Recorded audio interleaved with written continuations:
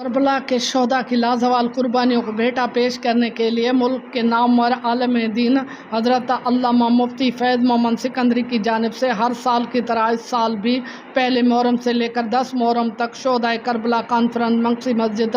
لیلا آباد میں اہتمام کیا گیا۔ کانفرنس میں علماء اکرام، حافظ دین اور مذہبی شخصیات سمیت شہریوں کی بڑی تعداد نے شرکت کی۔ اس موقع پر حضرت علامہ مفتی فیض محمد سکندری نے بیان کرتے ہوئے کہا کہ آج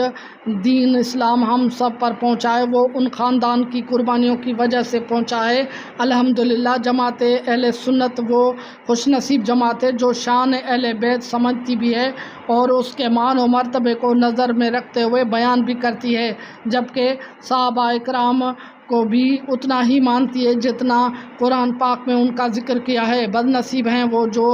آقا کریم صلی اللہ علیہ وآلہ وسلم کے اصحابیوں کی گلا کرتے ہیں۔ اس موقع پر حافظ زبیر عطاری، مولانا پیر بخش بروہی، محمد ہارون کوری، اسلم آزاد، سعیر احمد قادری، قاضی محمد اشرف اور مسعود احمد میمن سمیت دیگر نے شرکت کی، جبکہ پروگرام کے میزبان حافظ محمد اشرف قادری کی جانب سے نیاز کا اہتمام کیا گیا اور سیٹھ سجن منگسی اور سیٹھ رجب منگسی کی جانب سے علماء اکرام کے لیے مہمان نوازی کی گئی۔ گل محمد لغاری، شمع نیوز، نواب شاہ۔